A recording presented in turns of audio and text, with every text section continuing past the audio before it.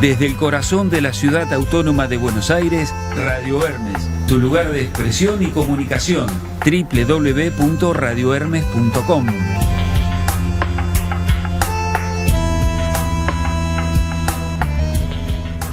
El vino es tan nuestro como el tango. Juntos festivalean cada año en Mendoza y recorren el mundo como una pareja perfecta.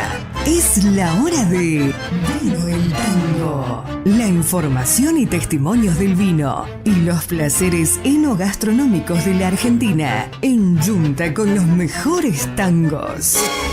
Mi barrio fue mi gente que no está, las cosas que ya nunca volverán. Una hora de Vino el Tango. Conduce el periodista Marcelo López Álvarez.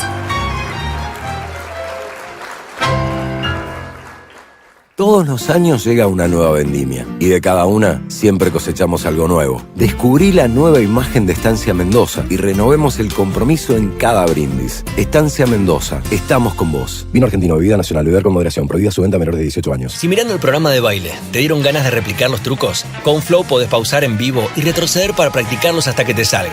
Encontrá, vivir, reviví todo lo que te gusta. Series, pelis, TV en vivo, deportes y shows de música. Flow. ¿Querés estudiar y capacitarte en el mundo del vino con salida laboral en la Argentina y el exterior? Tenés que sumarte al Wine Institute desde cualquier lugar del país y el mundo. Entrá a www.wineinstitute.com.ar y asegúrate tu futuro en el mundo del vino.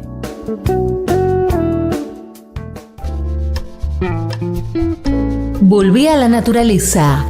Viví la experiencia Rosell Boer Lodge y redescubrí Mendoza en el mejor restaurante de bodega del mundo del 2020. Rosell Boer Lodge. Conectá con lo esencial. Informes y reservas en rosellboerlodge.com.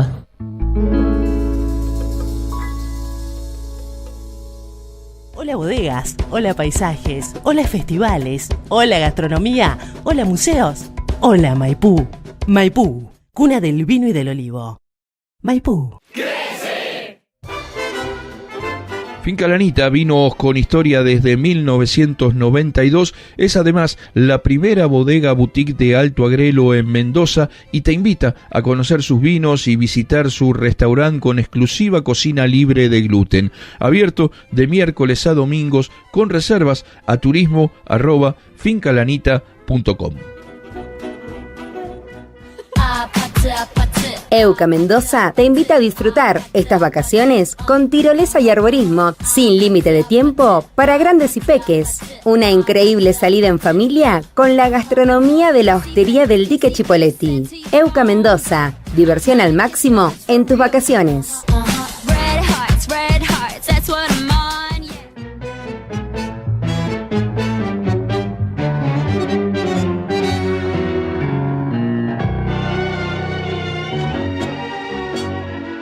Sean todos ustedes bienvenidos a una nueva edición de Vino el Tango. Queridos amigos, queridas amigas, bienvenidos a esta edición 104 de la historia de Vino el Tango, programa número 5 de esta cuarta temporada del envío radial que une dos pasiones argentinas, el vino y el tango. Lo hacemos desde aquí, desde Mendoza. Mi nombre es Marcelo López Álvarez, el gusto de saludarlos. Y hoy, aparte de también hablar un poco de vitivinicultura y escuchar los mejores tangos con sus historias, vamos a hablar de un pariente del vino. Vamos a hablar del pisco, una bebida que ustedes saben tiene cierta discusión geográfica sobre si es peruano o chileno, pero la verdad es que el pisco es peruano. Los antecedentes que hay históricos, que hay de lo que se ha encontrado, de lo que se ha podido recuperar de la historia de la elaboración del pisco, todo hace pensar, todo muestra a Perú como lugar de nacimiento de esta bebida. Pero aparte hay una gran diferencia entre el pisco peruano y el pisco chileno, que son los que se disputan el nombre del pisco. Primero, que la localidad de Pisco está en Perú. Bueno, empecemos por ahí, lugar muy caro al sentimiento sanmartiniano, a la historia del general José de San Martín. Pero además, el pisco, en su definición, es el destilado del mosto fresco de la uva, ¿sí? O sea, del mosto recién elaborado, al igual que el vino es la fermentación de la uva en fresco, del mosto, del jugo de la uva en fresco. El pisco lo es el destilado de ese mosto en fresco. ¿Cuál es la diferencia? Que en Chile está permitido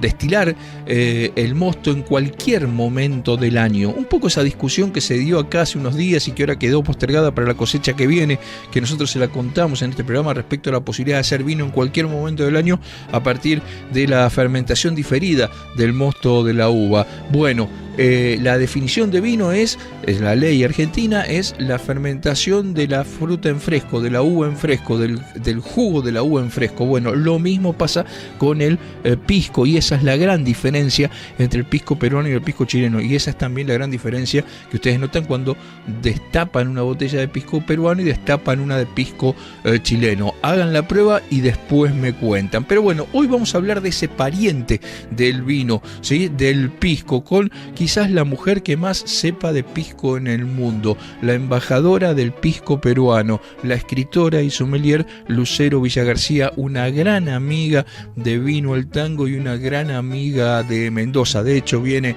cada, por lo menos 3 veces al año, Lucerito aquí a Mendoza. Bueno, y estuvo por aquí, por la provincia, y aprovechamos para charlar con ella y para contarnos un poco acerca de la historia del pisco, de esta bebida, de su parentesco con el vino y de sus libros, que son realmente maravillosos. Así que vamos en un ratito a charlar sobre eso, vamos a compartir noticias del mundo vitivinícola y por supuesto vamos a compartir también los mejores tangos con sus historias. Mi nombre es Marcelo López Álvarez, el gusto es hablarlos desde Mendoza para todo el país. Saben que se pueden comunicar con nosotros al 2615-2615 341-941, 2615-341-941, ese es nuestro WhatsApp, y también lo pueden hacer al mail vinoeltangoradio@gmail.com. Allí los esperamos. Y entonces llegó el momento de dejar las palabras de lado, comenzar con la música,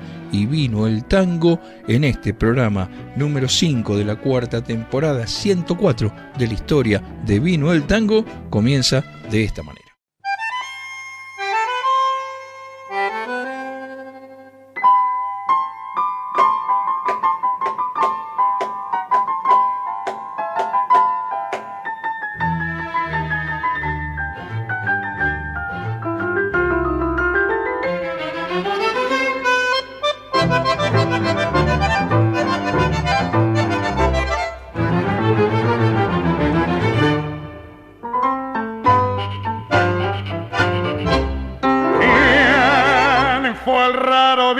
Que te ha dicho, che, bebete, que pasó el tiempo del pirulete. Por más que ronquen los merengues y las congas, siempre es buen tiempo para la milonga. Vos, déjanos más que algún chabón, chamoye al cohete y sacudile tu pirulete. El día arabesco que en el alma la milonga no bordó, es el compás criollo y se acabó. Pero escuchá, fíjate bien, prestaré mucha atención. Y ahora batí, si hay algo igual este compás, compadrón. Batí por Dios y este compás repicadito y dulzón no burbujea en tu piel y te hace más carendón. Pero escuchá, fíjate bien, prestale mucha atención. Y ahora batí si este compás no es un clavel reventón, es un clavel de salvacón, es el marcal en la raba de callejón. Y ese loco firuleta de algún viejo metejón.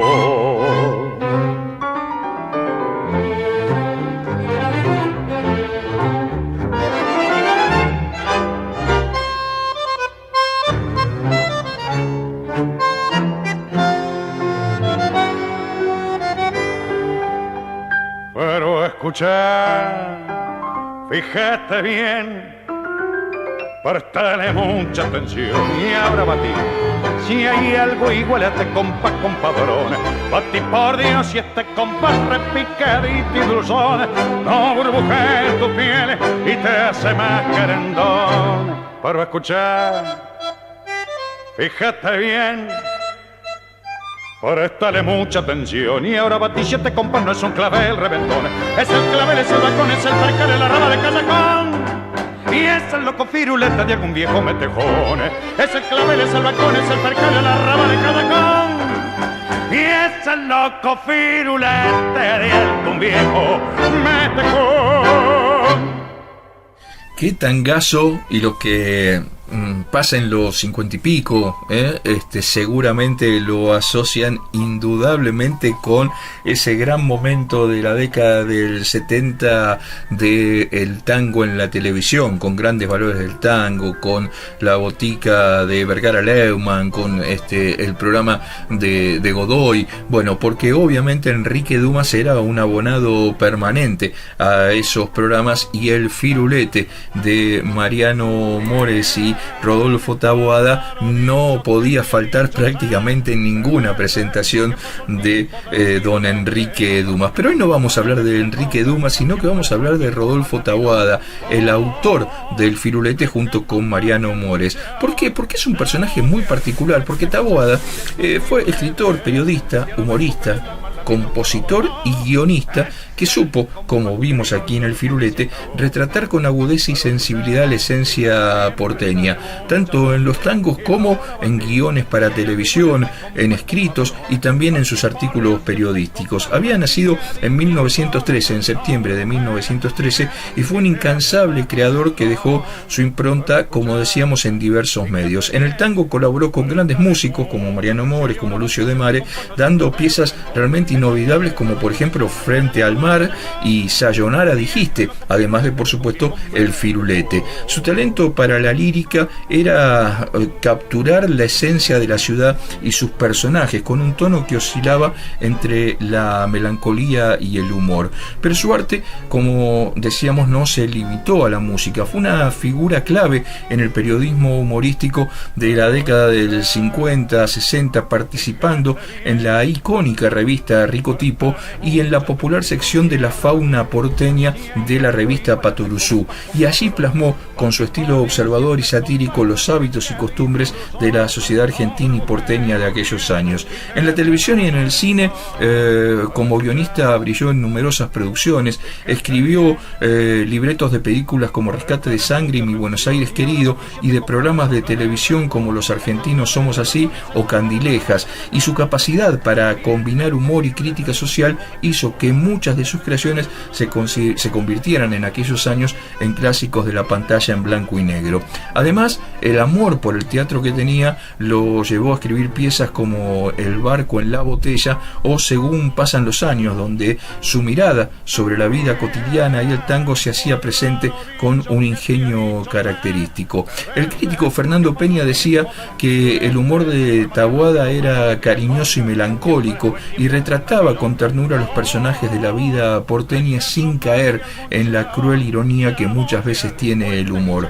Su legado, lejos de apagarse, sigue vivo en tangos como el firulete, en sus guiones, en sus escritos, que recuerdan la esencia de Buenos Aires a lo largo de aquellas décadas y su cultura popular que sigue vibrando en diversos acordes y palabras. Falleció en 1987, un 11 de abril de 1987, Rodolfo Taboada, el autor de la letra del firulete con la música de Mariano Mores, y que escuchábamos aquí en Vino el Tango en la maravillosa versión, en la versión quizás más difundida, la de Enrique Dumas. Creo que la de Enrique Dumas y la de Julio Sosa deben ser las dos versiones más difundidas. Los más jóvenes, por decirlo de alguna manera, pues, somos quizás los que más recordamos aquellas maravillosas presentaciones televisivas de don Enrique Dumas cantando el firulete.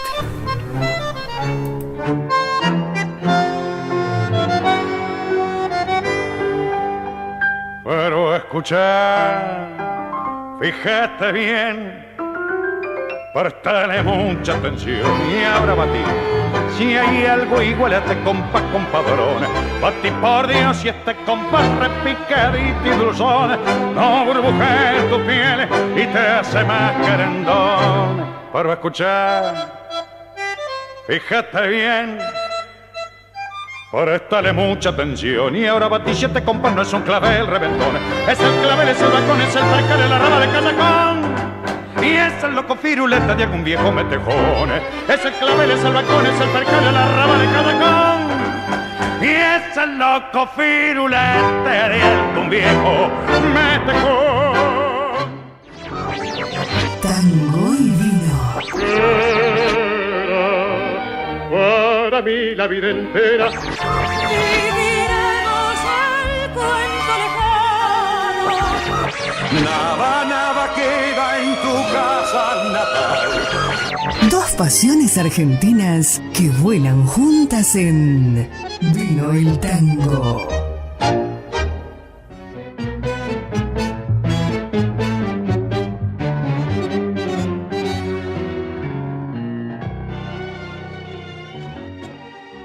Al comienzo del programa les contaba de Lucero Villagarcía, nuestra entrevistada de hoy, esta escritora y sommelier peruana, proclamada en su propio país como la embajadora del pisco. Recorrió los 5 continentes con el apoyo de PROMPERÚ y del gobierno de Perú para difundir el pisco, esa maravillosa bebida nacional de nuestros hermanos peruanos. Lo cierto es que ustedes saben que el pisco es un destilado de la uva que en su denominación de origen, en su país, en Perú, solamente se puede destilar en el momento de la vendimia, en el momento de la cosecha, y es la gran diferencia que tiene con el pisco chileno, que después se destila lo que es el caldo, lo que es la fermentación, lo que vendría a ser casi el vino nuestro, para que ustedes se ubiquen rápidamente, y que se destila y se prepara durante todo el año. Esa es la gran diferencia del pisco peruano con la bebida similar al pisco que se hace en Chile. Y ustedes esa es la diferencia de producción, digamos. Después ustedes seguramente cuando la prueben, no es lo mismo destapar un pisco peruano que un pisco chileno. La cantidad de aromas, la cantidad de descriptores y también de fuerte presencia de frutas que se siente en el pisco peruano no se siente en el pisco chileno, donde cuando uno lo destapa, lo primero que llega como descriptor a su nariz es definitivamente el alcohol. Son algunas de las diferencias entre lo que es el pisco peruano, el pisco original, y después lo que se va haciendo en algunos otros lados en formas diferentes y demás. Pero la bebida conocida como pisco es obviamente dos de los grandes emblemas, tanto de Perú y de Chile, pero es la bebida nacional del Perú y es una bebida muy distinta a lo que nosotros conocemos después como el pisco chileno. Lo cierto es que Lucero Villagarcía, en estos días en que celebramos la independencia del Perú, los 202 años de la independencia del Perú, proclamada por nuestro general José de San Martín, y entonces aprovechamos para contarles un poco a todos los argentinos a través de Vino el Tango, en tu radio favorita a lo largo y ancho de nuestro país, sobre esta bebida que tanta pasión genera en el Perú, que está empezando a ser muy difundida en la Argentina y a la cual nos sentimos tan unidos por la historia que nos une en esta patria grande entre la Argentina y el Perú. Comenzábamos con Lucero Villagarcía precisamente charlando sobre esta importancia y esta unión que existe entre la Argentina y el Perú. Para nosotros el pisco realmente es un legado peruano, es emblema del Perú, ¿no? Y como siempre digo, a todos los peruanos nos corre pisco por las venas, y este maravilloso destilado peruano se viene elaborando hace más de 400 años. ¿Cómo no va a ser un patrimonio peruano? ¿No? Y hay bodegas que dan cuenta de eso. Precisamente en mi libro El pisco en su terruño, que lo presenté en fines de febrero, fue en la Universidad Massa de Mendoza este año. Un día de muchísimo calor. Sí. Y en ese libro que se llama El pisco en su terruño, hay una reseña de 100 bodegas pisqueras. Muchas de estas bodegas son bodegas que tienen historia y tradición, bodegas con 100, 200, 300 y hasta 400 años, ¿no? Como siempre digo, la verdad. Sí, ¿cuál es el primer rastro de elaboración de pisco que se tiene? ¿En qué zona del Perú? ¿Y se tiene alguna idea de cómo se elaboró y cómo se llegó a ese destilado a partir de la uva, Lucerito? Maravillosa pregunta. Mira, de lo que tenemos certeza es que fue Hernando de Montenegro, ¿no? Un español, el primer productor de vino. Y esto fue en Lima en el año 1539. Él elaboraba, producía vino, por supuesto a niveles de pocas cantidades. En 1550 ya hay registro de comercialización de vino en el Perú. 1550. Ahí debe ser una historia similar a la nuestra, que las primeras datos vitivinícolas son de la zona del norte de la Argentina, de Santiago del Estero, también producido por españoles y con el concepto de muy poca producción, sobre todo para los oficios religiosos y obviamente algo también para los almuerzos de los generales o los conquistadores de las tropas del rey, ¿no es cierto? Exacto. Y de las viñas de este señor Hernando de Montenegro, que tenía tan buenas vides, es de donde se llevan plantas hacia Ica, Huamanga, Cusco, Arequipa e incluso Chile. De los viñedos de este señor Hernando de Montenegro se ha hecho un documental en España sobre la vida de este señor, ¿no? Dando cuenta de la historia de la vitivinicultura en este lado del mundo, ¿ya? Y luego, el siguiente registro importante para nosotros es un testamento que firmó Pedro Manuel el Griego, otro productor vitivinícola súper importante, que dejó firmado el 30 de abril del año 1613. Entonces, ahí él deja en herencia pisco, la caldera para elaborar el pisco, ¿no? Y un montón de tinajas, por supuesto, a su familia. Entonces, entre 1550 y 1613 es cuando se elabora el primer pisco. Yo no te podría decir tal fecha y tal persona, porque sería inventar, y eso no lo vamos a hacer. Pero sí hay evidencias que definitivamente antes del 1613 ya se producía pisco en el Perú. Claro, ¿no? Incluso estos testamentos del griego que vendrían a ser los primeros documentos, digamos, registrados donde realmente se sabía que, o se puede comprobar que se producía pisco, uno supone que ya lo venía produciendo desde unos años antes, ¿no es cierto? O por lo menos haciendo pruebas. No sabemos ni quién ni cuándo exactamente, pero definitivamente antes de 1613. Lo que se cree es que fue entre 1570 y 1580, donde o se trajo una caldera, un alambique, ¿no? Porque nosotros ya sabemos que se venía destilando en otros países del viejo mundo, o se construyó acá en el Perú una caldera, un alambique, pero tampoco lo podemos aseverar porque no tenemos evidencia de eso. Pero lo que sí tenemos con certeza evidencia es que el 30 de abril del 1613 se firma este testamento, Pedro Manuel el Griego, dejando en herencia las 30 tinajas de Burney llenas de pisco, la caldera para elaborarlo e incluso su tapa de cañón, ¿no? ¿Y de dónde toma el nombre, digamos, no? Porque uno lo puede asociar con la región de Pisco, pero no, pero obviamente esto se producía desde antes de que Pisco se llamara Pisco, digamos, ¿no? Digo, Pisco la región, no la bebida. Exacto. Además, esa pregunta es hermosa porque cuando hablamos del pisco estamos hablando de una denominación de origen.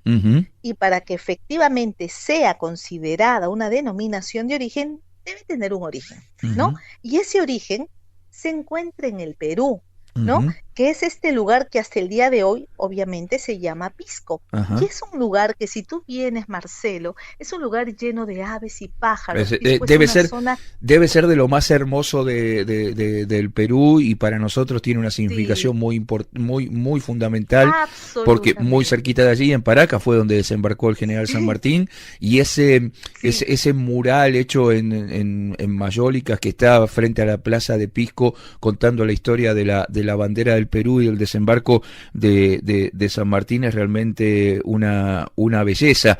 Muy significativo, además. Exactamente. Bueno, pero no nos desviemos del Pisco, seguimos. Entonces, Piscu es una palabra quechua que significa ave o pájaro. Y como te digo, esta zona, hasta el día de hoy, está llena de aves, de pájaros, de piscos. Entonces, cuando los incas bajaban a la zona de la costa, a esta zona, ¿no? Lo que más representaba la zona eran los piscos, las aves, los pájaros. Claro. Entonces los incas decían, vamos a la zona de los piscos, que era lo que más representaba la zona. Entonces, fueron los incas quienes le pusieron el nombre al lugar, al decir, no, vamos a la zona de los piscos, vamos a Pisco, vamos... Entonces, fueron los incas quienes le pusieron el nombre. Y años después, cuando vienen los españoles, ellos fundan oficialmente este lugar como Pisco. Pero realmente fueron los incas quienes le pusieron el nombre, ¿no? Y en este lugar, la gente que se fue a vivir, ¿no? Que era una gente que eran alfareros de la antigua cultura Paracas, también eran conocidos como los piscos. Claro. Y estos alfareros hacían unas vasijas. Eran alfareros, hacían unas vasijas que le pusieron el nombre de piscos porque era lo más famoso que hacían los piscos. Claro. ¿Sí? Estas vasijas se conocieron como los piscos. Años después, cuando vienen los españoles al Perú, son ellos quienes traen las uvas, se empieza a hacer vino.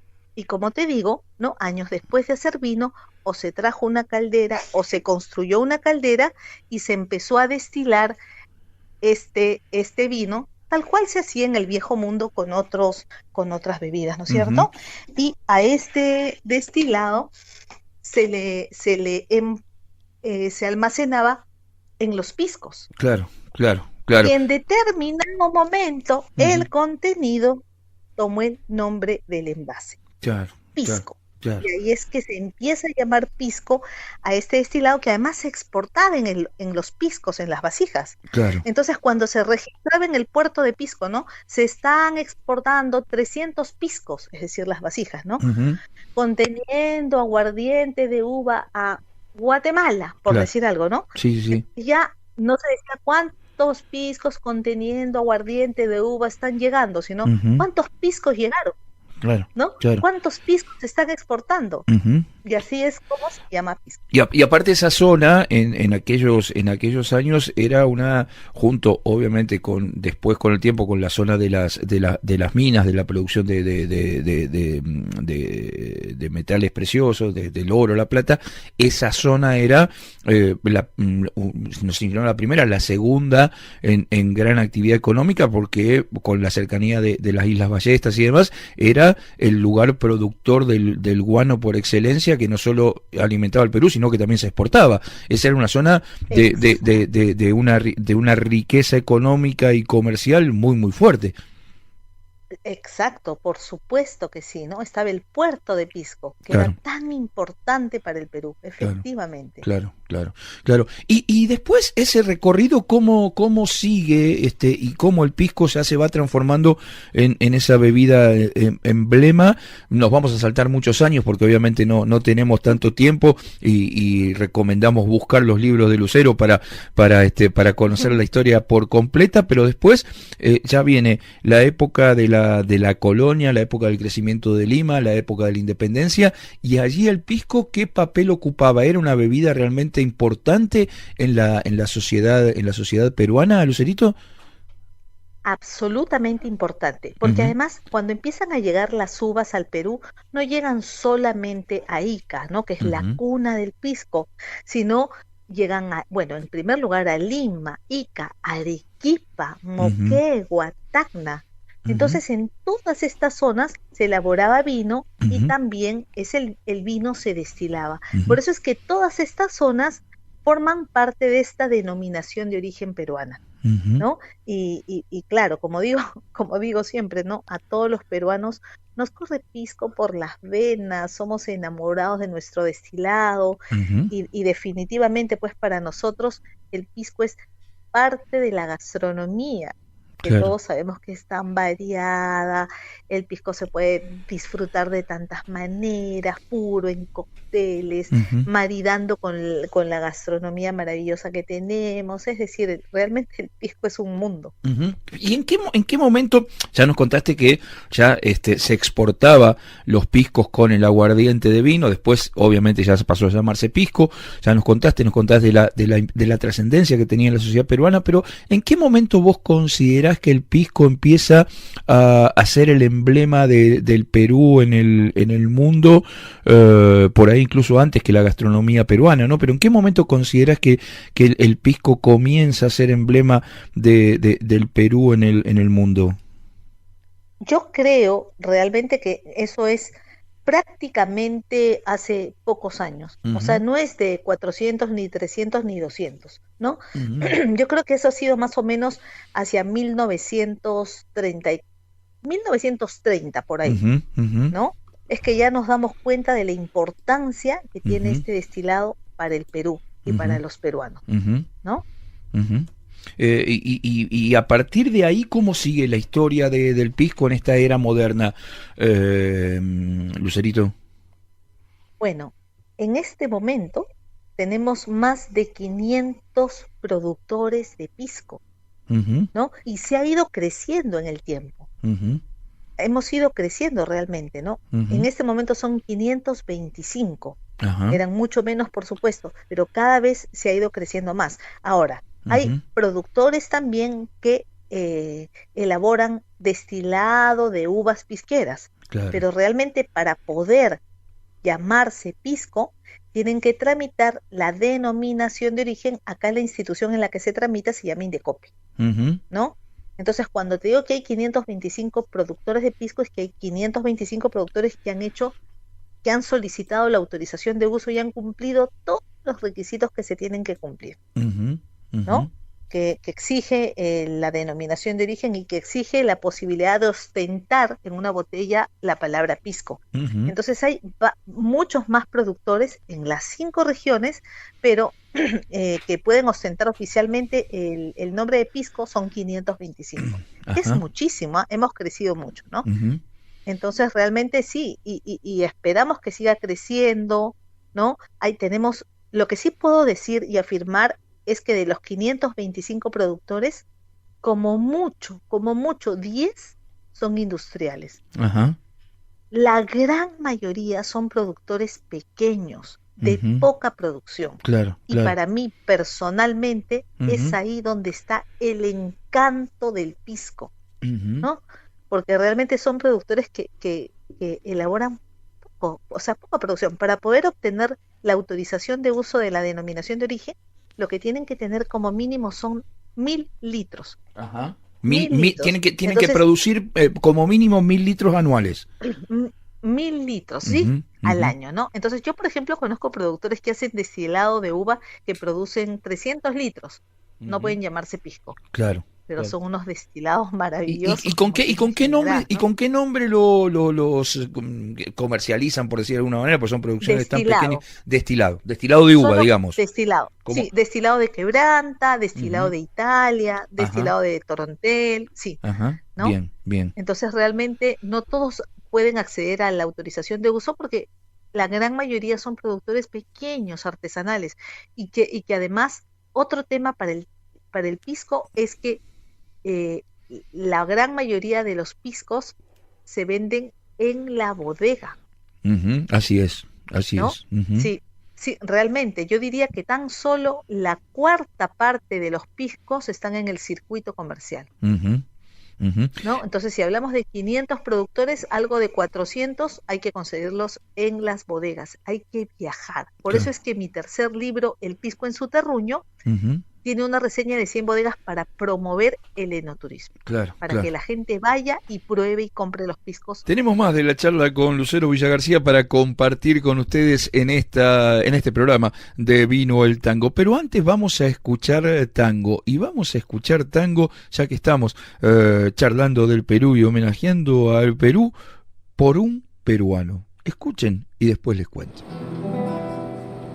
Yo adivino el parpadeo de las luces que a lo lejos van marcando mi retorno. Son las mismas que alumbraron con sus pálidos reflejos hondas horas de dolor.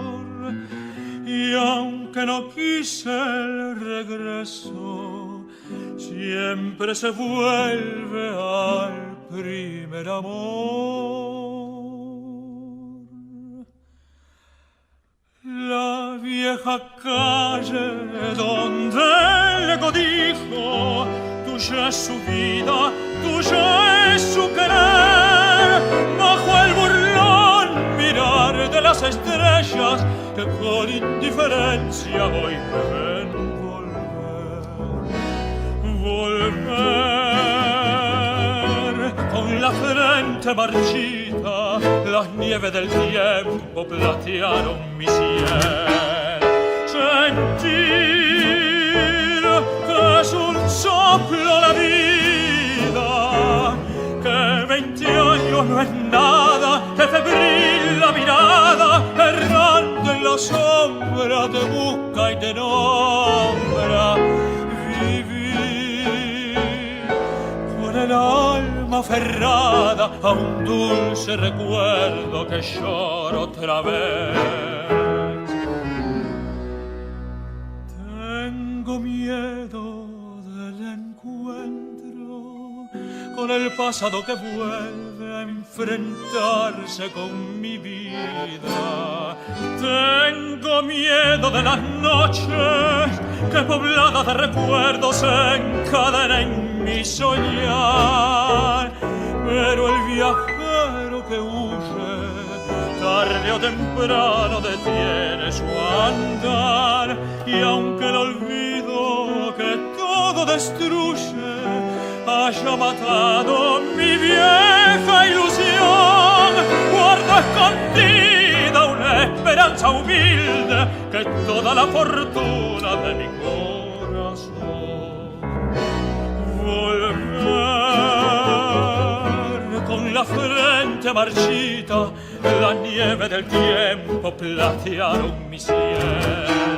Sentir que es un soplo la vida, que 20 años no es nada, que febril la mirada, errante la sombra te busca y te nombra. Con el alma aferrada a un dulce recuerdo que lloro otra vez.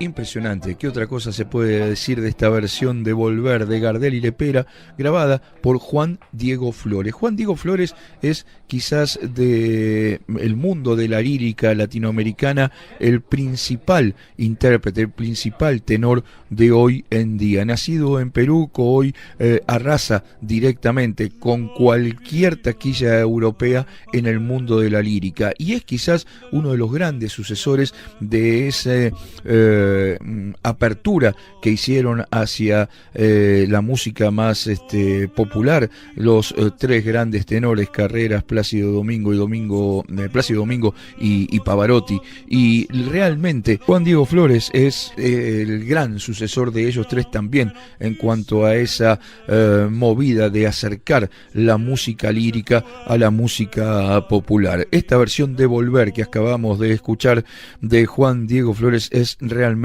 una verdadera maravilla, una interpretación maravillosa que nos regala el tenor peruano, nada más y nada menos que de Volver, de Gardel y Lepera. Y ahora sí, seguimos charlando con Lucero Villa García acerca del pisco, ese destilado que proviene de la uva, de la misma uva con la cual nosotros hacemos el vino, con distintas variedades. Nuestros amigos peruanos hacen el maravilloso pisco. Seguimos charlando con Lucero Villa García, la embajadora peruana del pisco en el mundo.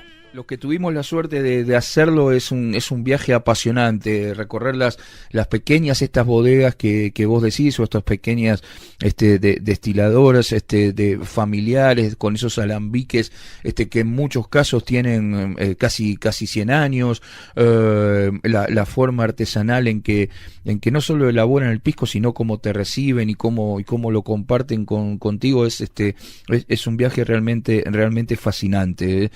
Toda esa ruta del pisco del sur es conmovedora, realmente. Realmente es conmovedor, tan conmovedor, por ejemplo, como visitar bodegas de 400 años. Claro. O sea, yo te lo digo de corazón y con toda la sinceridad. Yo he estado en bodegas en Moquegua, en Tacna, que he entrado a la bodega y no he podido parar de llorar de la emoción. Yo decía, ¿cómo puede existir esta maravilla? Claro. ¿No? Y yo decía, la historia del pisco se vive en el Perú. O sea, esto es para nosotros el pisco. Absolutamente. El Lucerito, y después está la otra parte que es la de los tragos a partir del pisco. Quizás el más famoso obviamente es el pisco sour y todo lo que significa, ¿no? Esa anécdota maravillosa. Yo no sé si es el pisco sour más rico que he tomado, pero sí seguro el que más me conmovió, el que me tomé en el Gran Hotel Bolívar, simulando a Hemingway, pero bueno, pero digo, sí. Pero toda esa historia que se genera a partir del pisco ya como trago y del pisco sour. ¿Cómo vos que conocés todas las historias, de todas las que hay, cuál te resulta más creíble de cómo nació el pisco sour? En el Hotel Mauri, ¿no? Sí. En el Hotel Mauri, realmente, sí. Ajá. Es esa la historia que a mí me parece. Y es más, el Hotel Mauri sigue ahí, activo, digamos. Uno puede ir a tomarse un pisco sour, puede pasar un momento súper agradable. Sin embargo, por culpa de Hemingway, el del Gran Hotel Bolívar es el que se gana los focos internacionales, por decirlo de alguna manera. Sí, y también es un hotel maravilloso, y también se puede tomar un pisco sour espectacular. Está en el centro de Lima, ese hotel, es una belleza. Enfrente a la plaza es una verdadera belleza, enfrente a la plaza de San Martín. Pero a ver, contanos un poco la historia de cómo o cuál vos que considerás que es el Hotel Mauri la más real o la más realista de cómo nació el pisco sour, cómo nace como bebida. Fue un personaje que en realidad era norteamericano, que trabajaba en una mina primero, ¿no? Sí. En el centro del Perú. Y este señor, tengo entendido que lo que él estaba haciendo era una adaptación del whisky sour. Bien. Y es ahí donde él conoce el pisco, hace el pisco sour, ¿no? Es en el año 1916. Mira cuántos años, ¿no? Víctor Morris. Es más, el nieto de Víctor Morris nos visitó en el Perú. Mira vos. Hace ya varios años, ¿no? Y fue él el creador de este cóctel en el año 1916, ¿no? Se dice que lo que quiso hacer es una versión del whisky sour, pero con el pisco. Y hoy que ya para antes de despedirte, Lucerito, y agradeciéndote este rato larguísimo que nos has dado, y hoy el pisco, ¿qué lugar crees que ocupa en la gastronomía del Perú y cómo lo ves hacia adelante? A ver, para nosotros es un destilado sumamente versátil, se puede disfrutar de muchas maneras, ¿no? En cócteles, en la cocina, maridaje, etcétera, etcétera. Pero sin embargo, y a pesar de eso, tengo que reconocer que no es la bebida alcohólica que más se consume en el Perú. Es increíble, pero por ejemplo, somos más cerveceros. Claro. ¿No? Entonces no se consume como, y como siempre digo, yo no quiero que la gente tome más alcohol, lo que quiero es que prefieran el pisco a otras bebidas. Tenemos un destilado tan sofisticado, tan versátil, tan maravilloso, ¿no? Por ejemplo, un chilcano. Claro, qué rico. ¿No? Un buen chilcano súper helado en uno de estos días calurosos es una maravilla. O si, por ejemplo, estoy en invierno, yo prefiero mi Capitán, Claro. que me encanta. El Capitán es la misma medida de vermú rosso, la misma medida de pisco. Claro. Claro, ¿no? y el Pero un día chilcano, que hace frío, y contamos que el chilcano es el pisco con la famosa ginger ale, Ginger ale. la gaseosa y nada, un poquitito de limón. mucho hielo. Y mucho hielo. Sí, y la verdad que yo le pongo una rodaja de limón tan solo para decorar, Ajá, bien. ¿no? Entonces, para los días calurosos, entonces yo digo, es una bebida tan versátil que de verdad ninguna otra bebida a mí me haría falta, ¿no? Bueno, un vino sí, ¿no? Porque Bueno, sí, para maridar un platos vinito de sí. comida, sí o sí vino, ¿no es cierto? O sea, yo no marido en mi mesa, por ejemplo, ¿no? A mí que me encanta cocinar, yo siempre digo, la entrada con un vino, el fondo con un vino y el postre sí o sí con pisco. Bueno, ¿no? el aperitivo Y también por puede ser. supuesto, claro, antes que se me sienten a la mesa, les preparo un super pisco sour, un Capitán delicioso, un Zamboni, que es la interpretación peruana del Negroni, ¿no? Pero ya en la mesa, sí, yo maridaje con vinos, la verdad que sí. El nuevo libro se llama Vinos, Piscos y Gastronomía del Perú. Uy, qué Es una lindo. maravilla. Sí, este es mi cuarto libro y en este cuarto libro le he querido dar un espacio al vino peruano que consideramos que en este momento estamos en el despertar del vino peruano. Así pasamos, entonces esta hermosa charla con Lucerito, hemos aprendido seguramente muchísimo del pisco peruano y de la historia de esta bebida y les prometo que seguramente en breve vamos a seguir charlando con Lucero sobre el pisco, sobre la producción, sobre las cosas que están haciendo hoy nuestros hermanos peruanos, a partir del destilado de la uva. ¿Les gustó? Pueden decírnoslo, contárnoslos al 261-5-341-941,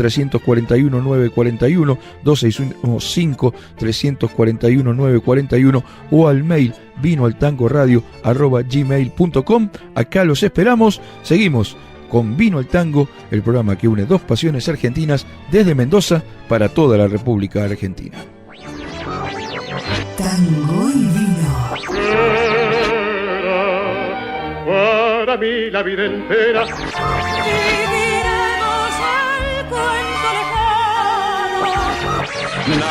nada queda en tu casa natal.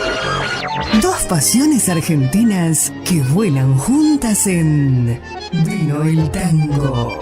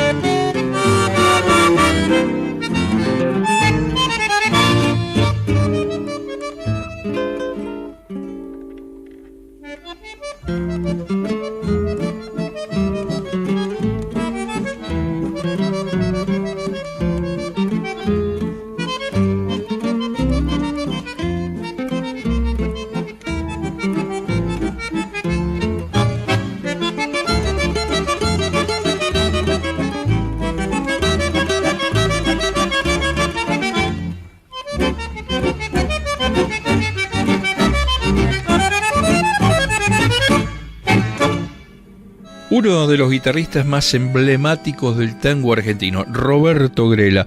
Lo escuchábamos precisamente con Don Aníbal Troilo en ese disco maravilloso que grabaron ya hace varias décadas atrás, haciendo Palomita Blanca, el vals de Jiménez y Anselmo Ayeta, de Francisco García Jiménez y Anselmo Ayeta, que fue quien escribió esa maravillosa música que acaban de interpretar Troilo y Grela, Grela y Troilo. Lo cierto es que Roberto Grela, con ese estilo único y esa sensibilidad incomparable, dejó una huella imborrable en la música de Buenos Aires, especialmente en esa inolvidable unión con Aníbal Troilo, tanto en el disco solista como en su orquesta. Roberto Grela había nacido en San Telmo, en una familia amante de la música. Su padre y su tío formaban el dúo Los Hermanos del Paso, y fue el guitarrista Manuel Parada quien lo inspiró a elegir la guitarra sobre el mandolín, su primer amor como instrumento musical. Aunque nunca estudió formalmente, Grela se formó en la práctica cotidiana tocando de oído y perfeccionándose junto a otros músicos, y perteneció a esa generación de autodidactas como Guillermo Barbieri o Rafael Iriarte, quienes dejaron su marca en el tango con talento y pasión. En 1952, Grela recibió una invitación que cambiaría su vida. Aníbal Troilo lo llamó para acompañarlo en la comedia musical El Patio de la Morocha. Juntos interpretaron La Cachila y el público emocionado les pidió un bis.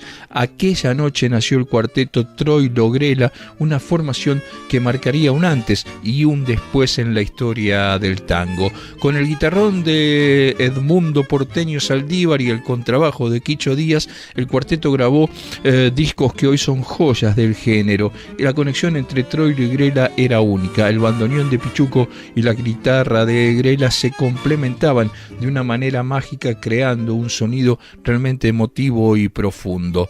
Aunque Grela no fue un compositor prolífico, su nombre quedó ligado para siempre en el tango Las 40, que compuso allá por 1937 con letra de Francisco Gorrindo. Ese tema, estrenado por Fernando Díaz, se convirtió en un clásico del género y fue interpretado entre otros por Azucena Maizani y Antonio Maida. Curiosamente, Díaz nunca grabó el tema, pero su éxito fue tal que quedó en el repertorio de innumerables artistas, asegurando la permanencia de Grela en la memoria tanguera. Grela no solo brilló junto a Troilo, a lo largo de su carrera acompañó a Edmundo Rivero, a Nelio Mar, a Alberto Marino, a Héctor Maure, y también exploró otros géneros como el folclore con Abel Fleury y el jazz con el grupo Los American Fire, aunque siempre regresó al tango, que era y seguramente seguirá siendo por allá por la estrella donde esté su verdadera pasión. En los años 60 formó el cuarteto San Telmo junto a Leopoldo Federico, mamita, otro grande del bandoneón, y más tarde integró la Orquesta Estable de Canal 11, dirigida nada más y nada menos que por Osvaldo Requena. El legado de Roberto Grela, que fue un artista que supo transmitir esas emociones a través de su guitarra, que usó su púa, aunque criticado por algunos, que le permitió crear un sonido único y conmovedor, que, como dijo alguna vez Horacio Ferrer, Grela era un artista de sensibilidad exquisita, capaz de asimilar el fraseo del bandoneón a su instrumento. Y si no, escuchen un ratito más de Palomita Blanca, el bandoneón de Troilo, la guitarra de Grela, que por momentos parecen un solo instrumento.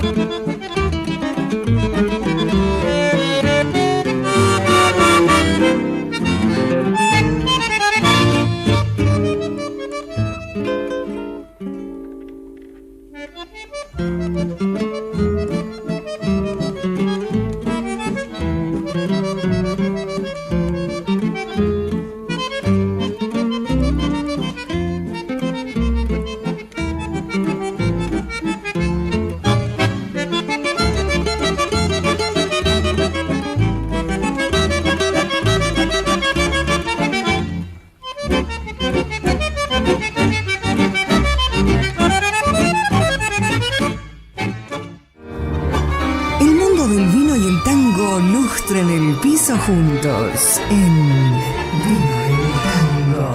Vino el Tango.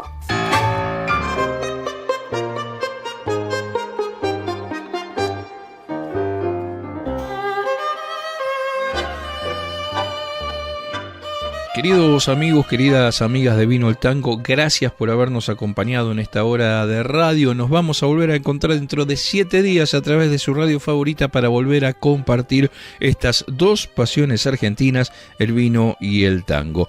Recordarles que se pueden comunicar con nosotros al 2615-341-941, 2615-341-941, o si no también a través del mail vinoeltangoradio@gmail.com. Allí esperamos sus sugerencias, sus pedidos, sus reclamaciones, pero también, ¿por qué no? Si quieren algún elogio en forma de mimo, nos viene muy bien para seguir adelante desde aquí, desde Mendoza, para toda la República Argentina, haciendo Vino el Tango. Nos volvemos a encontrar en 7 días aquí, en el aire de la radio, y nos vamos, como todas las semanas, desde hace 104 programas, cuarta temporada de Vino el Tango, con el maestro Carlos Gardel.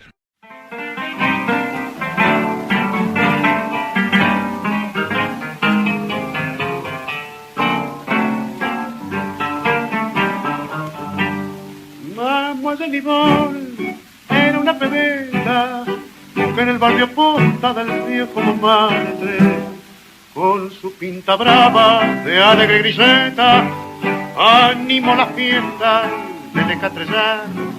Era la papusa del barrio latino que supo a los puntos del verso inspirar.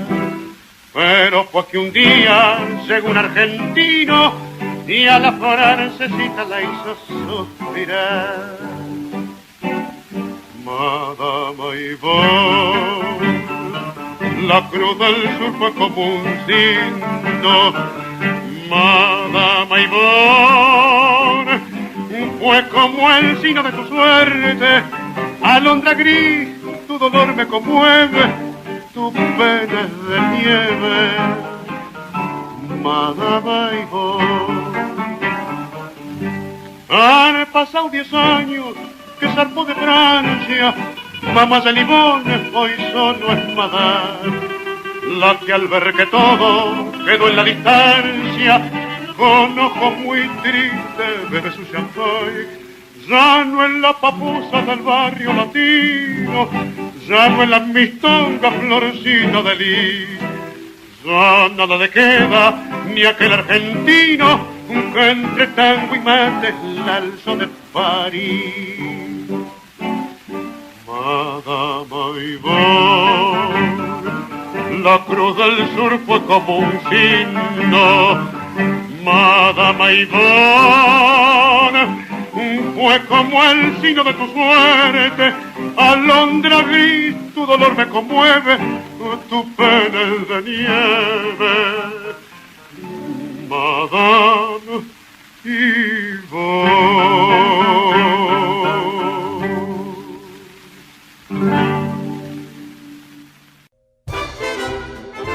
Finca Lanita, vinos con historia desde 1992, es además la primera bodega boutique de Alto Agrelo en Mendoza y te invita a conocer sus vinos y visitar su restaurante con exclusiva cocina libre de gluten. Abierto de miércoles a domingos con reservas a turismo@fincalanita.com. Volvé a la naturaleza. Viví la experiencia Rosel Boer Lodge y redescubrí Mendoza en el mejor restaurante de bodega del mundo del 2020. Rosel Boer Lodge. Conectá con lo esencial. Informes y reservas en roselboerlodge.com. Los códigos para conectarnos ya no son los de antes. Hoy silenciamos un grupo si supera los 30 mensajes por minuto. Cambia la manera de conectarnos, pero las conexiones verdaderas se mantienen. Personal, conexión total. Todos los años llega una nueva vendimia y de cada una siempre cosechamos algo nuevo. Descubrí la nueva imagen de Estancia Mendoza y renovemos el compromiso en cada brindis. Estancia Mendoza, estamos con vos. Vino argentino, bebida nacional, beber con moderación, prohibida su venta a menores de 18 años.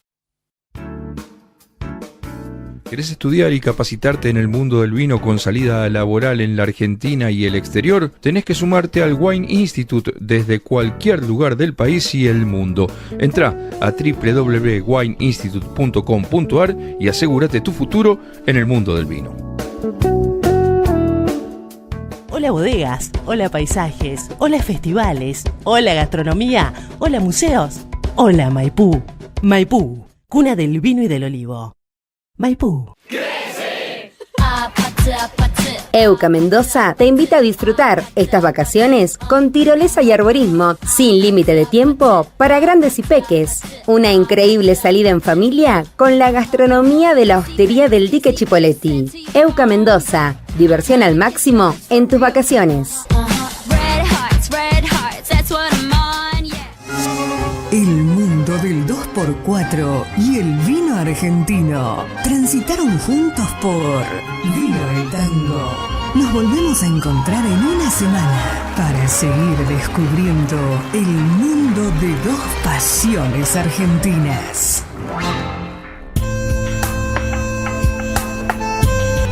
Desde el corazón de la ciudad autónoma de Buenos Aires, Radio Hermes, tu lugar de expresión y comunicación. www.radiohermes.com